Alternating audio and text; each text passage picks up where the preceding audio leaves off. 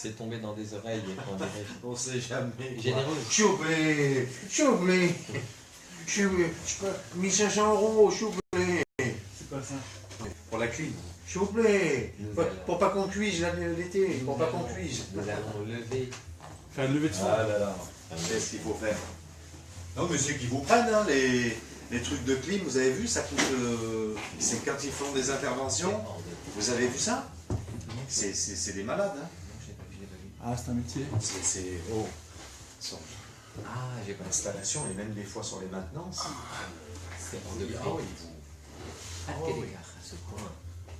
Souriez, vous êtes filmé. Ouais, Test micro. on est filmé, ouais, test micro. On est un peu en retard. Non, mais ça va. Très bien. C'est Et bien, on hein. a... Alors, bonjour à toutes et à tous. Bonjour à vous qui nous suivez en direct. Oui, Par contre, montez-le un peu. Voilà. C'est Voilà, bien. comme ça. comme Merci. ça. Après, vous êtes à bonne. À bonne À hauteur. bonne distance, à bonne hauteur, à bonne distance. C'est bon. Allez, top départ. Avec le retour, s'il vous plaît. Après, je vous le mets. Après 2 secondes. Oui, oui. Non, je veux dire.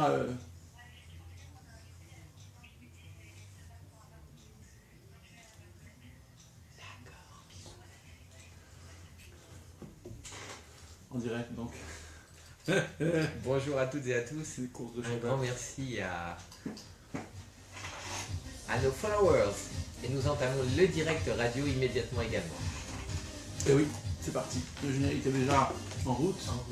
Bon, on ne peut rien, c'est de la musique, là, c'est le générique. Hein. On va dire qu'on n'a rien entendu. Ah oui, Après, ce sera a cappella, puisque nous sommes pendant la période du Romer, pas vrai? tout à fait. Bien sûr, bien sûr, bien sûr. Oui, oui. Ah. Déjà, Alors oui, ça c'est l'annonce de tout à l'heure. je Ah, ouais. Magnifique. qualifier ma relance. Oui, il faut, bien il faut. sûr, je vais dire. Mais c'est une très grande personnalité. Oui, c'est ce que j'ai vu. Ah oui. Tu la connaissais? J'ai jamais suivi des cours de la figure. Les MOOC. J'ai fait des MOOC. Ah, d'accord. Ça va prendre de l'UNEJ. Bien sûr. Bravo. Ouais, vous avez vu. Shalom à tous. Shalom Ouvracha, cher Rabbinissim, bonjour à toutes et à tous. Très heureux de vous retrouver juste après ces fêtes de Pessah. Nous sommes repartis vers une vie à peu près normale, c'est-à-dire très agitée, très riche, et nous essaierons de vous en rendre compte dans les minutes qui viennent. Aujourd'hui, au menu, comme d'habitude, Comme à notre habitude, les trois grands temps de notre émission, la question de l'auditrice ou de l'auditeur, nos sermons ou interventions, prises de parole ou Sermons. autres nos allocutions, allocutions, cherchez nos le mot. pitchs. Exactement. Et enfin, les annonces qui seront, j'allais dire, très copieuses ce matin, car de très beaux événements nous attendent dans les jours à venir. Bezrat Hashem. Sans plus attendre, le jingle nous l'a suggéré, cher ami, la question de l'auditeur ou de l'auditrice, anonyme et sans limite, bien sûr. Ah, jamais.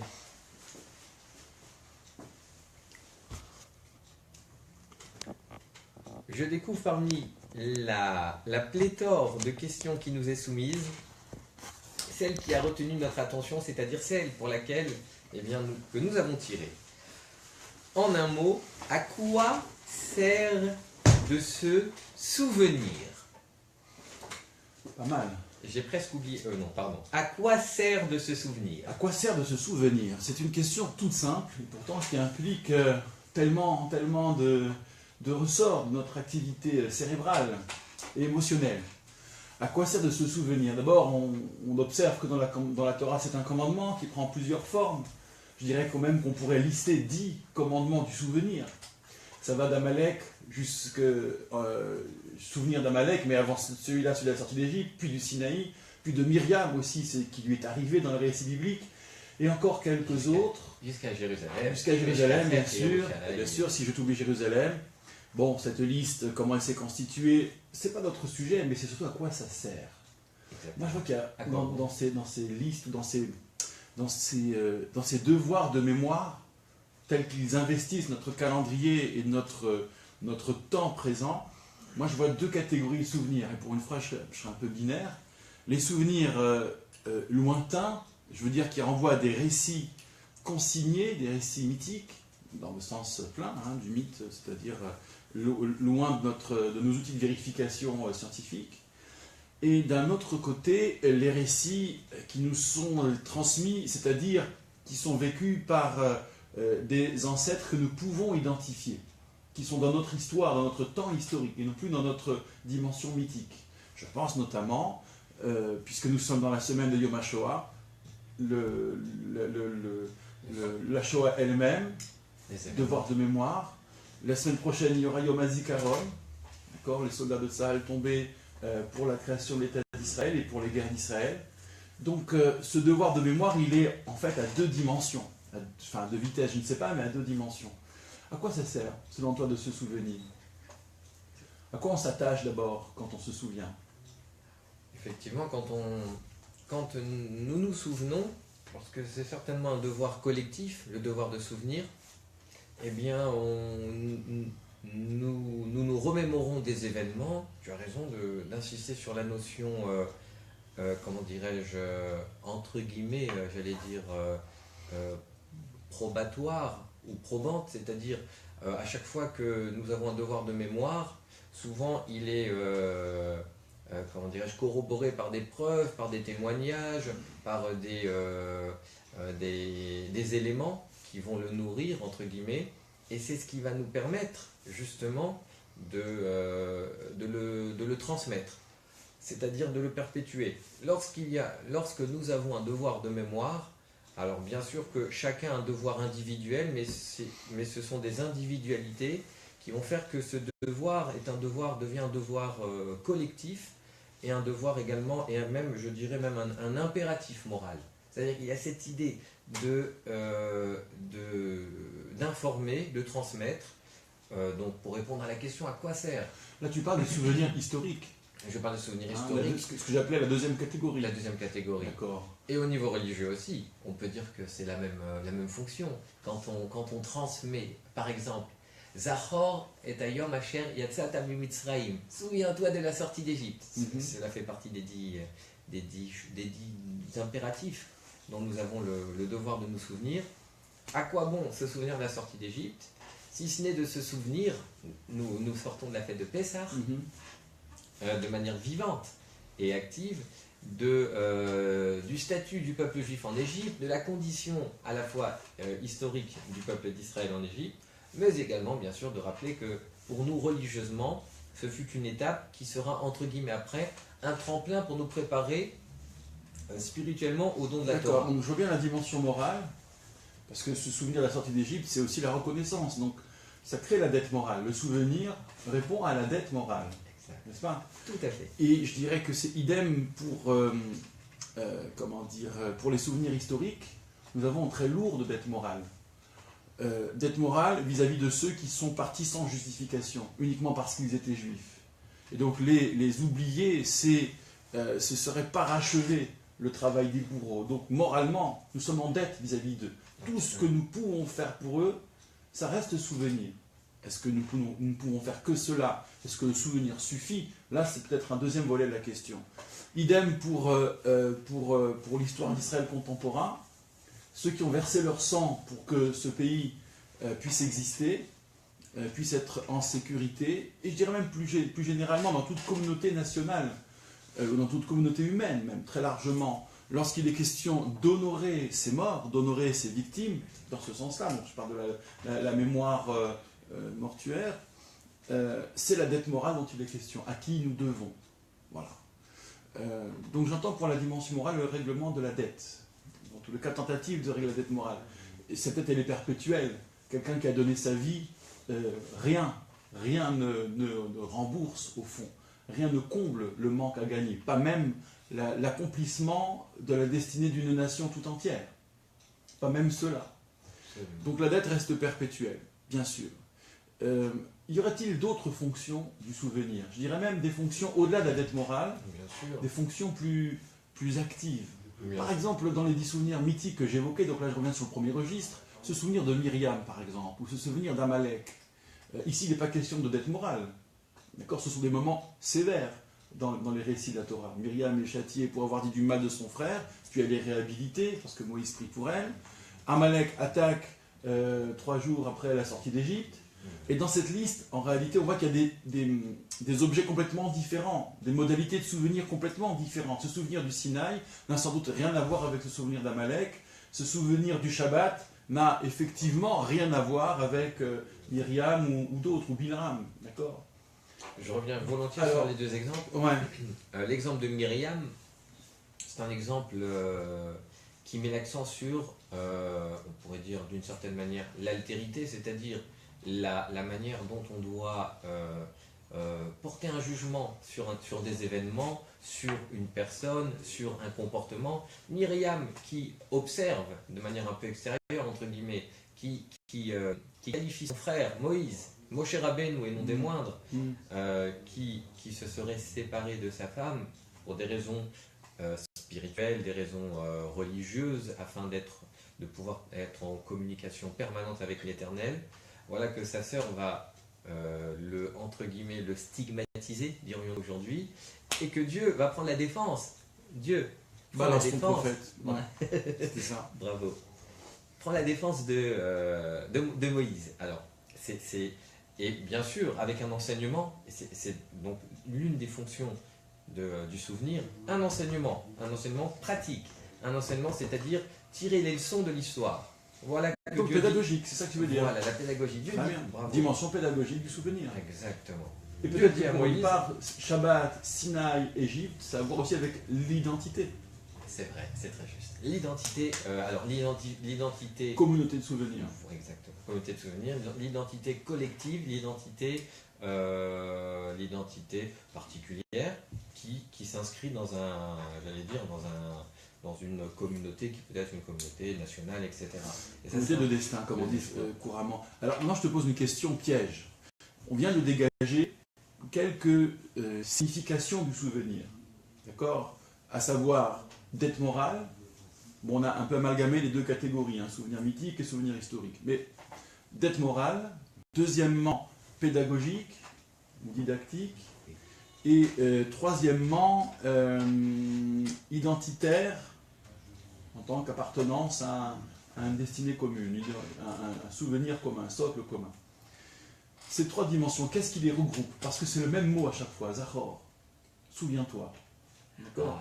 Est-ce qu'il y aurait, dans ces trois démarches qui pourtant n'ont rien à voir l'une avec l'autre, si ce n'est qu'il s'agit d'aller piocher dans le passé, qu'il soit accessible ou inaccessible, d'aller piocher dans le passé, en tout cas accessible par comment dire, depuis notre temps contemporain, ou inaccessible depuis notre temps contemporain, aller piocher dans ce passé pour ensuite rendre utile. Mais qu'est-ce qui unit en un seul bouquet toutes ces démarches, d'après toi?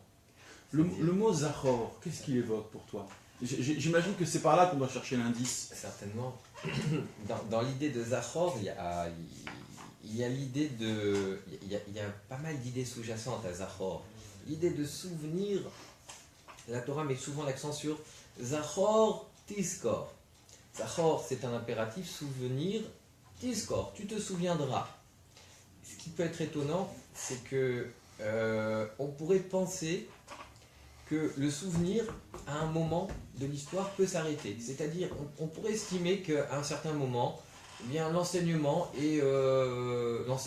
ou la pédagogie ou la leçon, elle est entre guillemets intégrée et que finalement, on pourrait en faire l'économie pour l'avenir.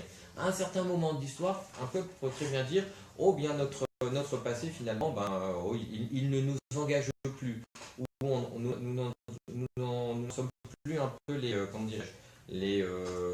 entre guillemets, nous n'emportons plus fardeau. Bien justement, la Torah met l'accent sur Zachor Tizkor, c'est-à-dire le devoir, c'est un devoir permanent. C'est un devoir qui doit traverser l'histoire. C'est ce souci, entre guillemets, de se souvenir.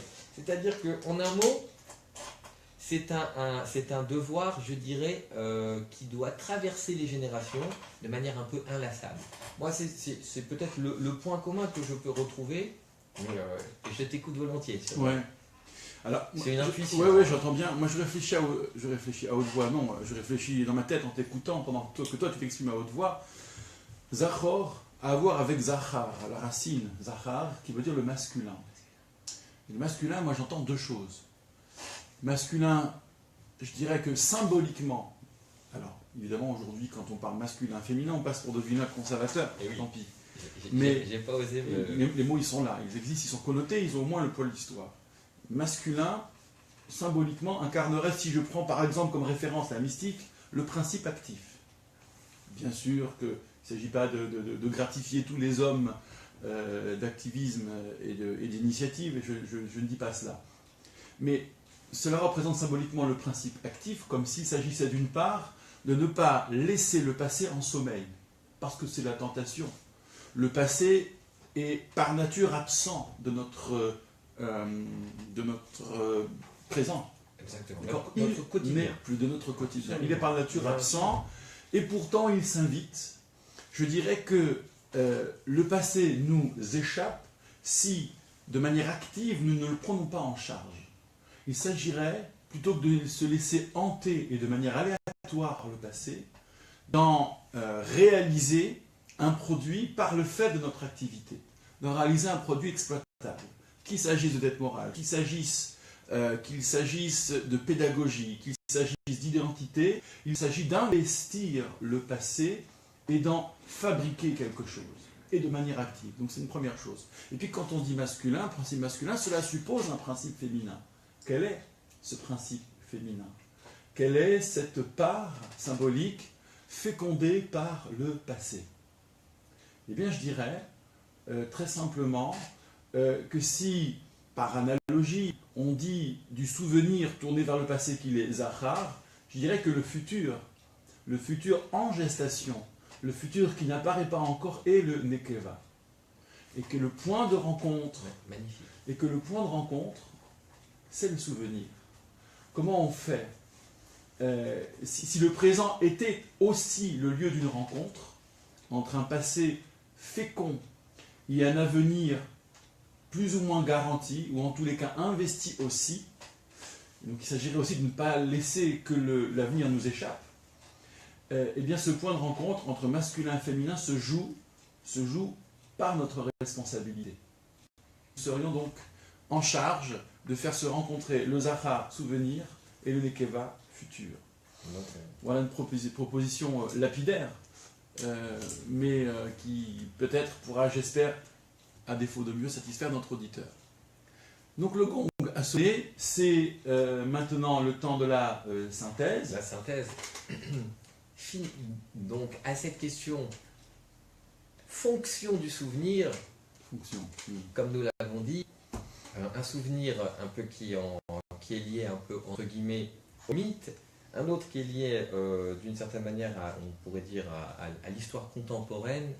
Et dans les deux cas, il y a tout de même une unité. Cette unité, c'est ce devoir de mettre l'accent sur le principe actif de l'histoire et également sur sa portée, c'est-à-dire sur le principe également qui peut être associé à la notion, entre guillemets, de féminin, à savoir le fait que l'histoire doit traverser les générations et ainsi se transmettre de manière...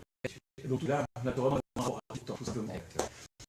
Bien, nous allons faire notre première pause musicale, c'est le choix du rabbin. Je t'en remercie, il est magnifique. C'est a cappella, musique de beauté extrême, à Yiddish, Malais, et toutes les varges se reconnaîtront ici. Merci. Tu l'as trouvé? Ouais, plusieurs versions. Je dois rendre grâce à la petite famille qui s'est mise en charge de ça. Plusieurs versions à poser. C'est pas ce qui manque. J'ai pris.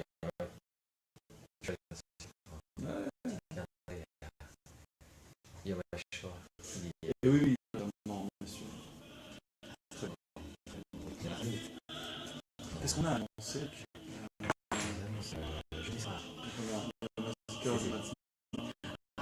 Tu fais avec moi entendu nous enfants le jeudi? Jeudi soir? Ouais, je veux bien. Ça a été mis dans la fin d'invitation, mais ça tombait sous le temps. Et ce qui est très bien. Je veux compter sur toi avant. Je marcherai dans ton monde. Réciproquement. Merci. Donc on a office, c'est jeudi soir, hein. C'était un peu calme en fait. Oui, exact. Comme le Carole, bien.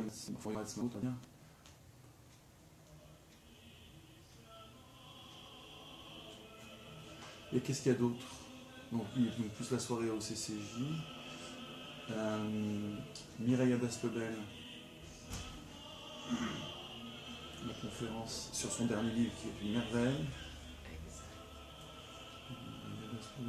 Qu'est-ce qu'il y a d'autre?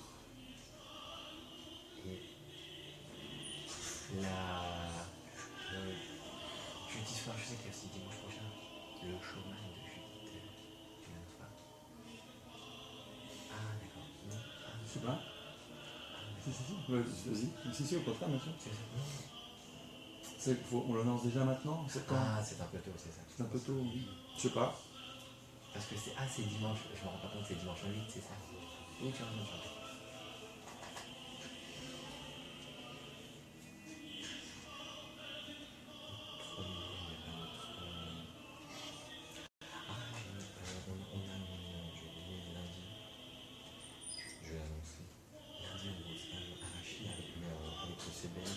Nous recevons Madame Cathy Azan et un écrivain qui nous présente un livre. Oui, j'ai vu.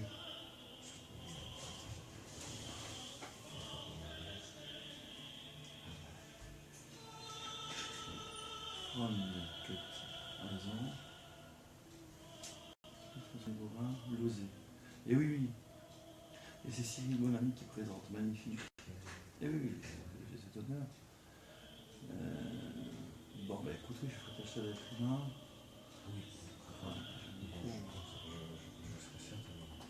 Ça dure jusqu'à quelle heure à peu près? Si c'est 20h, on prendra les quarts. On a une heure de présentation.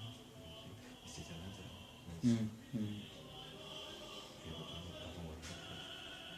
J'ai un cours, mais je vais voir. J'aurai le temps de faire un saut après. Ok.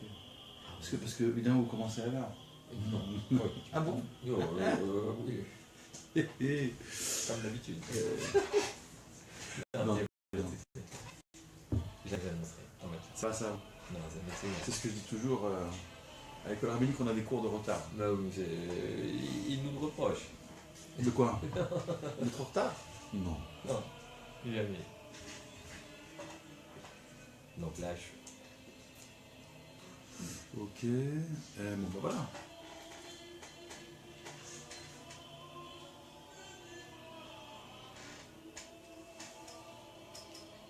Faut pas gâcher. C'est magnifique, hein? Faut pas gâcher jusqu'au bout. Enfin, c'est 5 minutes 30, je crois, jusqu'au bout. Presque à la fin. On est presque à la fin? Ouais, parce que l'autre est plus courte, la deuxième est plus courte. Allez, d'accord, bah faisons-le. On est bon. Ah, ok. Just do it.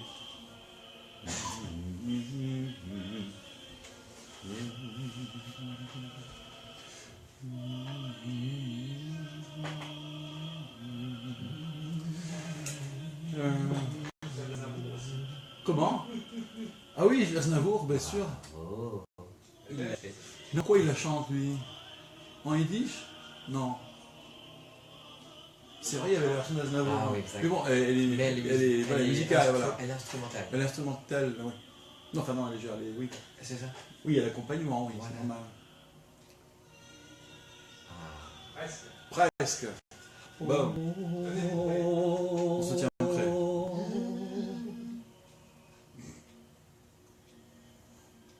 Je fais Zidane d'abord. Quand même. Attention. Oui, Bien sûr, bien sûr. c'est beaucoup même. C'est Razan.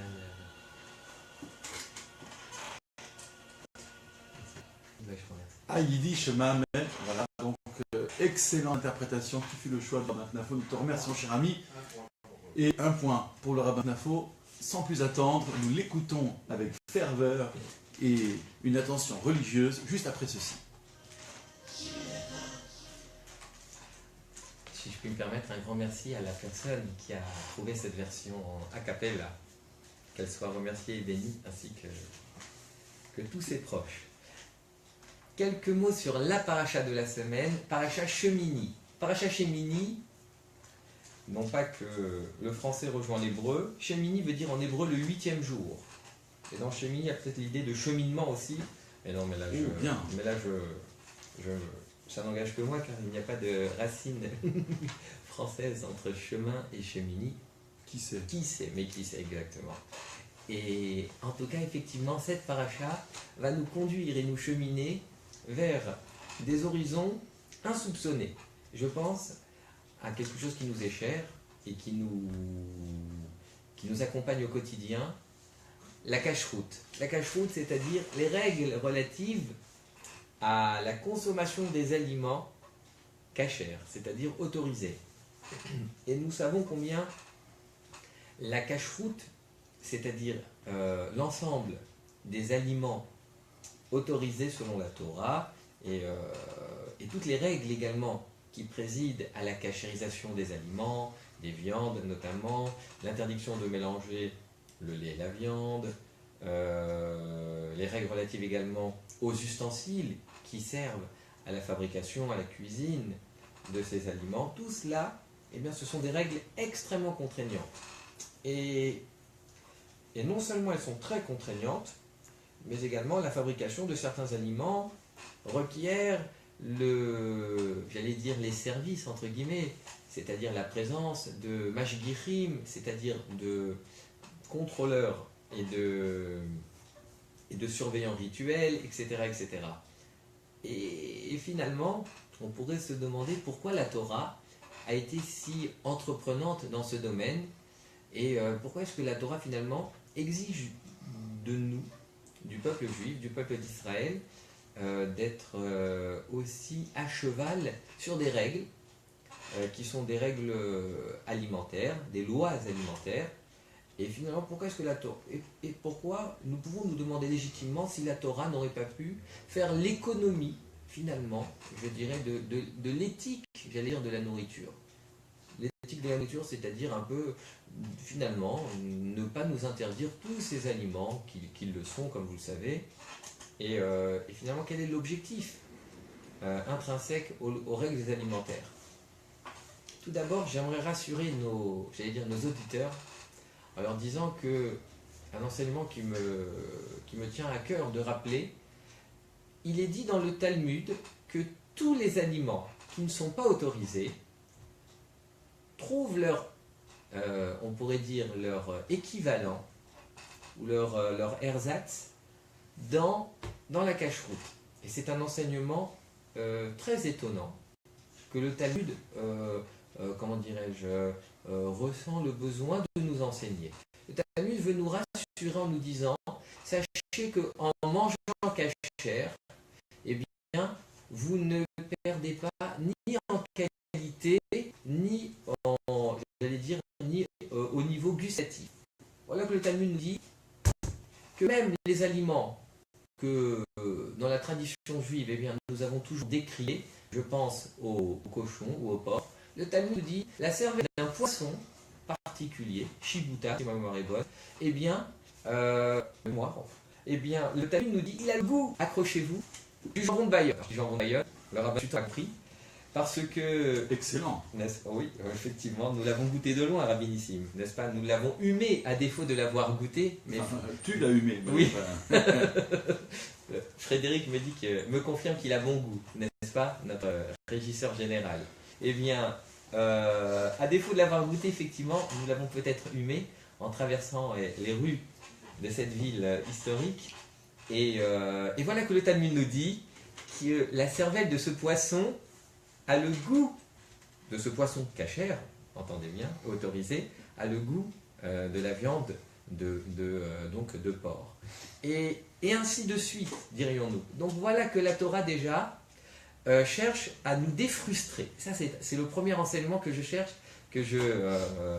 parce que nous pourrions avoir une frustration en disant « Ah bien voilà, nous ne pourrons pas consommer tel ou tel aliment. » Avec la Torah va nous rassurer.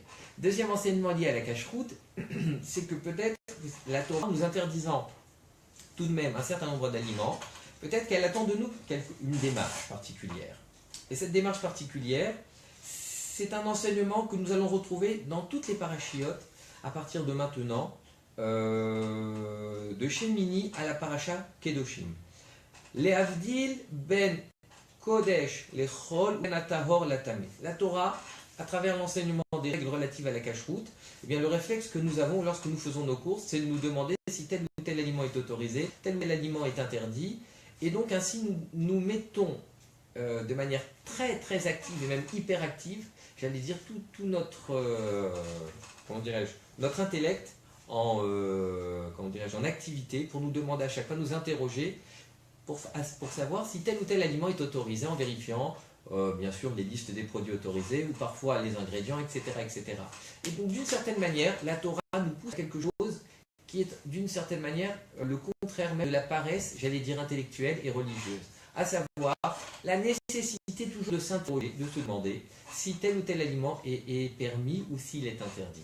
Également, la Torah également veut peut-être nous montrer que finalement dans la vie également, et je conclus sur cela, finalement de nombreuses choses s'offrent à nous et le travail que nous devons observer et nul besoin d'être, je dirais, d'être un membre du peuple juif ou de la communauté juive pour le faire, pour s'y astreindre, eh bien c'est finalement cette idée de, entre guillemets, de distinction et de discernement. Finalement, la Torah nous dit certains aliments sont autorisés, d'autres sont interdits, et nous sommes toujours dans une quête perpétuelle de savoir si tel ou tel aliment l'est ou pas. Et donc finalement, ça nous pousse en permanence à ce travail de discernement, d'analyse, etc. Et peut-être, d'un point de vue intellectuel, peut-être que c'est ce que la Torah demande de nous. Toujours de dépasser, entre guillemets, d'une certaine manière, d'un côté les clichés, également d'aller au-delà des apparences, et d'être toujours dans ce devoir permanent de recherche, de quête et de discernement permanent. Mon cher ami, merci infiniment. Tu viens de m'offrir un mot de choix qui est la transition, le discernement, qui en hébreu se dit bina, n'est-ce pas? Discerner, déduire une chose d'une autre et la distinguer.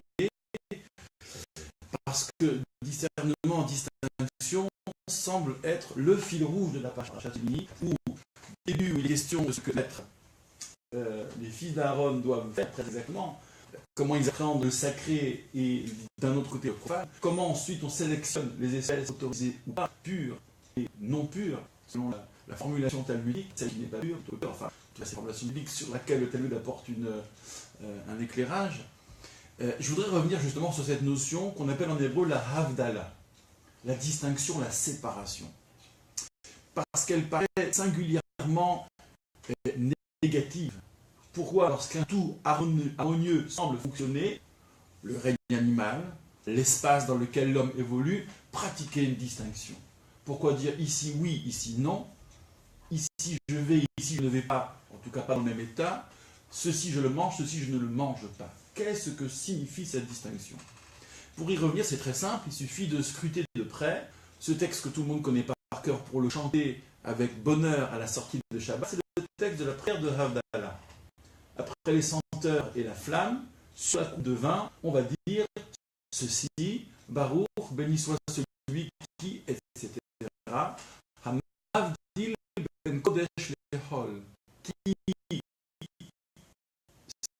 sépare, je vais le traduire ainsi, le sacré du profane, ou le sacré du entre la lumière et l'obscurité, Israël l'arami, entre Israël et les peuples, et Ben Yamashei, les Shechet même entre le 7e jour et les 6 jours de création.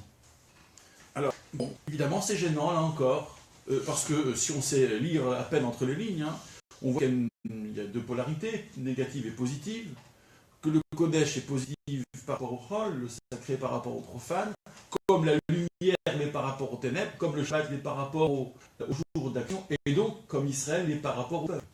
Les nations de la terre ne seraient rien d'autre qu'une équivalence de 6 jours de labeur, d'obscurité et de profane.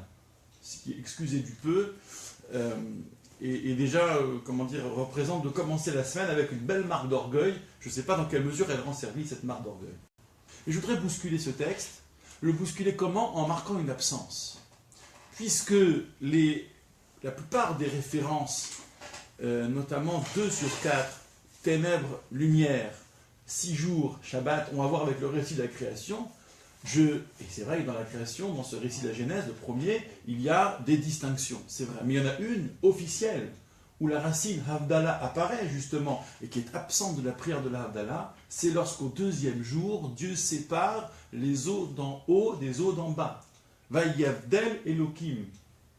Ben Amayim Asher mitachat me'al harakiya, ben Amayim Asher mitachat harakiya. Dieu sépara entre les eaux qui sont au-dessus du firmament, ou de la voûte céleste, et celles qui sont en dessous de la voûte céleste.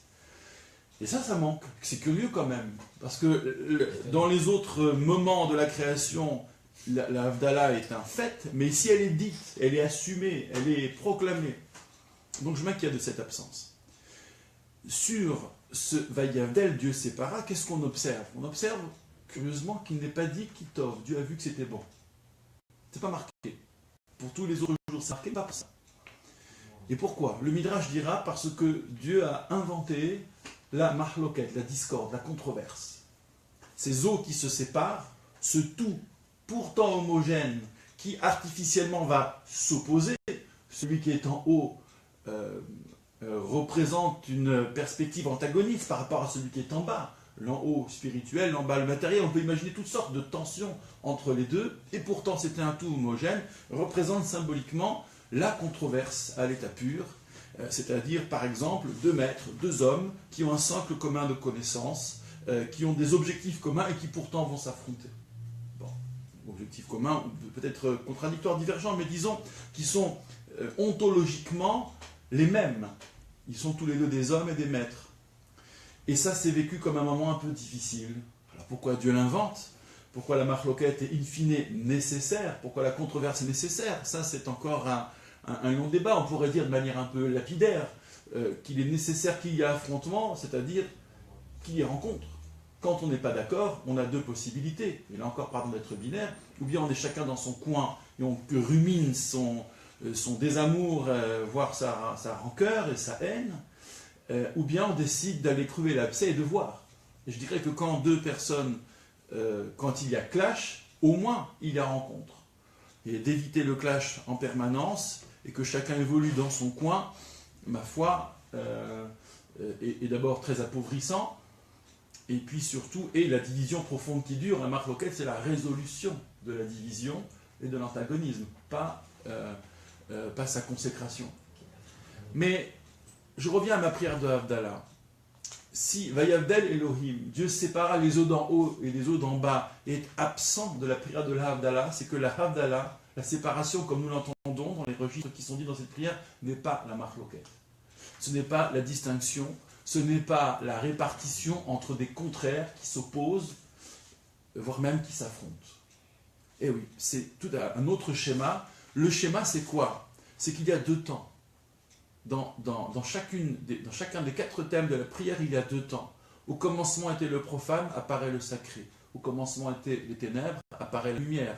Au commencement étaient les 6 jours, apparaît le Shabbat. Au commencement était la famille des peuples, apparaît au sein de cette famille. Je dis bien au sein de cette famille, Israël. Donc premier temps, la totalité. Deuxième temps, émerge quelque chose qui s'apparente, si je prends l'exemple de la lumière, à un cadeau. Grâce à la lumière, je peux supporter les ténèbres, non pas les éradiquer, non pas les nier, mais vivre au sein d'eux et rendre finalement le monde et la vie supportables.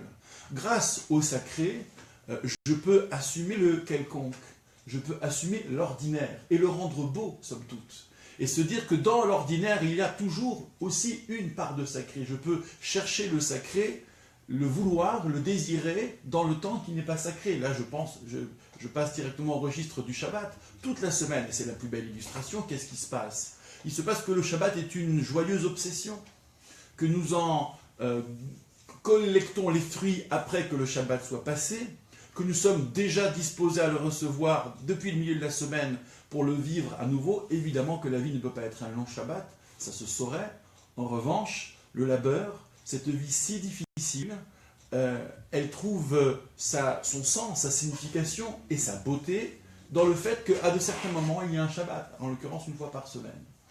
Et je dirais que peut-être Israël devrait se penser, dans cette notion qui est violente, qu'on pourrait nous reprocher, devrait se penser simplement comme l'accessoire d'un cadeau que Dieu offre à l'humanité.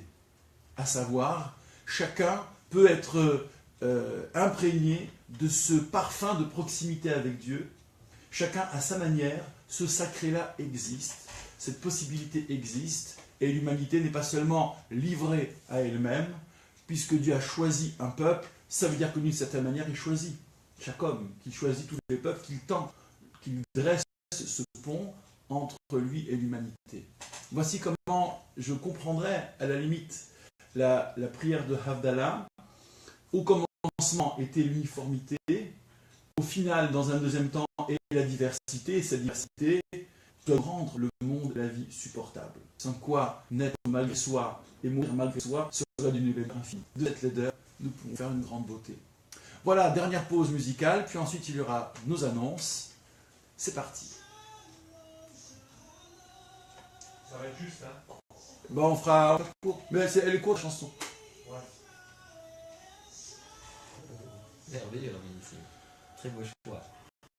Ouais, Je reconnais. Acapella. Ben oui, t'as vu? mais c'est exceptionnel. Ouais. Je trouvais ça tout à fait par hasard. C'est très trouvé. Ouais, vite fait. Bravo, bravo. Dis-moi, En fait, t'as des playlists YouTube Oui. pour Ça existe. en mer et 3 semaines. Je Ahmed Sarib. Et là, t'as fais. des centaines. Non, non, elle existe déjà. Ça existe déjà. Qu'est-ce que je vais faire? Bravo, bravo. C'est à faire.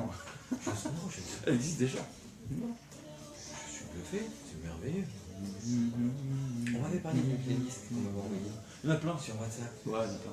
Sur Spotify aussi, tu en as. Sur Deezer, tu en as. Et sur YouTube, tu en as. Ah oui. T'as pas une appli comme ça Non, j'ai pas Spotify. Il faudrait que je la télécharge. Ouais, c'est sympa. Vois que ton opérateur ne te l'offre pas. Non, je crois T'es chez qui, toi? non, je crois pas. Je suis chez SFR. Ah, faut voir, ouais. Non, je l'ai Faut voir. Non, Faut voir. non, mais je peux la télécharger. Ouais, mais c'est payant. La version premium, elle est payante. Ah, premium, oui. Bon, oui. On m'a dit qu'il y a une version. Ah, ouais. Une version gratuite, mais c'est très limité. C'est limité. C'est tout à fait sympathique, la version premium. Ah, d'accord. C'est pas grave, il faut payer, nous. Dans radio. Ça vaut le. Tu vois ce que je veux dire? Ouais. Quand on a des calendriers hébraïques anciens, Oui. ça se jette. À la Gnisa, parce qu'il y a des prières dedans, le plus souvent. Je pose la question. Alors, Faut tourner il faut- mon éminent collègue. Il faut en faire don au rabbin. Je peux vous en laisser après? Parce que je me disais, j'ai en balade, on jette pas ça comme ça. Ça C'est sert d'ailleurs. tout à fait exact. Hein, Merci on est beaucoup. d'accord. Merci, Cédric. Je vais vous les laisser. Oui, Parce exact. que ça, Merci pour votre délicate attention. Merci, Frédéric.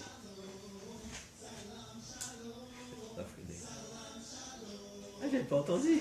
De quoi? Bah oui, ça l'a fait. Ma femme, t'as béni. Pas mal. C'est très beau. Ah, ça c'est c'est 1776 et même en 74.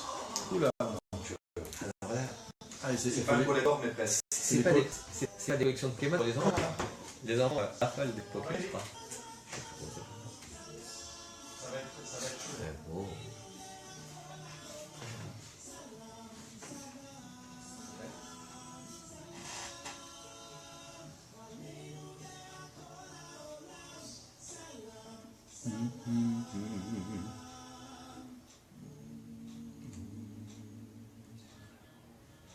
Merveilleux morceau, Rabinissime.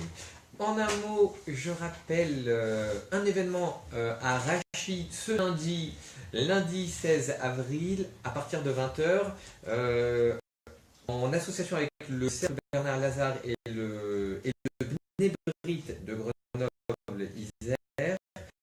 Nous recevrons Madame Cathy Hazan, qui est une historienne de Lozé, avec aux côtés qui présentera un livre aux côtés de Monsieur Fround. Ce sera le livre qui s'appelle Débraël. Je n'en dis pas plus, venez et vous ne serez certainement pas déçus de la qualité des intervenants et également de la manière dont l'histoire vous sera présentée par l'auteur. Je rappelle également la conférence de Madame Mireille Hadas-Lebel, historienne vice-présidente des Amitiés Judo-Chrétiennes de France. C'est mercredi prochain, 18 avril à 16h, sur le thème de Hérode, de la légende noire à l'histoire. Hérode de la légende noire à l'histoire, c'est bien sûr sous la houlette du groupe d'amitié judéo-chrétienne de Mélan. Vous connaissez l'adresse. Parfait, je poursuivrai avec les festivités de Yom HaAtzmaut à Grenoble. Donc le CCJ vous propose une superbe animation ce jeudi soir, précédée de l'office, animé par le rabbinat de Grenoble, à Bar Yochai, à partir de 19h. Retenons les dates du 27 avril, cérémonie commémorative à avoir lieu vendredi avant l'entrée de Shabbat, et les festivités de la grand-mère avec Miki Gabé qui nous fera l'honneur de sa présence le 2 mai prochain. Mais bien sûr, nous y reviendrons. D'ici là, chers amis, Shabbat Shalom à toutes et à tous. Shabbat Shalom, mes parents. Et voilà. Bravo. Donc on peut ajouter pour nos internautes, qu'est-ce qu'on peut ajouter? On a tout dit. Ah, ta conférence de Shabbat, elle porte sur quoi, camarade? Oui, la conférence sur ce sera demain. Alors, en horaire, c'est pour 19h30, vous en minera avant, sur la modernité de l'éthique juive. Oh, magnifique. Puisque comme vous le savez, nous entamons la lecture des Pirkei Avot, des Maximes des Pères, Allez. cette semaine. Eh oui. Donc j'ai voulu mettre l'accent un peu sur la modernité de l'éthique juive. Gloire à toi. Merci. Alors pour ma part, Et toi, Rami, ma conférence shabbatique ce sera 18h, on ne bouge pas, on fait mincha après en fait. Mais c'est très bien. 18h, et ça porte sur le thème pur et impur. Le pur et l'impur, Bien sûr. un peu de clarté, tahor à voir avec la clarté, sur des notions obscures. Puisque tamé, littéralement, c'est Bravo, ce qui est bravo. obstrué. C'est merveilleux. Voilà, donc je voudrais faire le clair sur ces notions tellement difficiles, et puis des notions agressives, qui plus est. Exactement. La quête de pureté, Les la notions. dénonciation, la stigmatisation de l'impureté. Exact. Je dirais que dans des esprits embrumés, si en plus les notions ne sont pas claires, cela fait des ravages. Et donc je pensais que finalement, c'était une des thématiques de violence religieuse qu'il fallait un petit peu élucider. Alors, Puis ça paraît chaque semaine et des semaines si d'hier. je peux me permettre, je veux dire que c'est un thème d'utilité, comment dirais-je, communautaire. Utilité publique. Tu vois ce que je veux dire? C'est une œuvre d'utilité Ah, publique. vraiment, parce que souvent, je pense, et tu me rejoindras, Ouais. la notion de Nida, tu sais, Par exemple, ouais, par ouais. exemple, qui a beaucoup... Mais qu'est-ce qu'on entend par pur et impur? Il faut... Tout à fait. C'est tellement omniprésent, et puis on Exactement. met un fichu de l'expression de éclaircir savoir qu'est-ce qu'on manipule au fond. Ouais, tout Donc, à fait. voilà, donc, finalement, qu'est-ce que ça convoque comme émotion, comme raccourci, comme réduction? Ça va faire partie aussi de notre étude, Bravo. en dehors Tout à du fait, fait mais- de repréciser les choses. C'est merveilleux. Bon, autre chose à dire à nos internautes qui nous suivent. Les remercier infiniment, leur dire nombreux que- aujourd'hui. Qu'ils nous sont fidèles, que nous leur en sommes infiniment. Nous en sommes reconnaissants infiniment. Infiniment c'est ça. reconnaissants, exactement. Nous en sommes infiniment reconnaissants, tout à fait.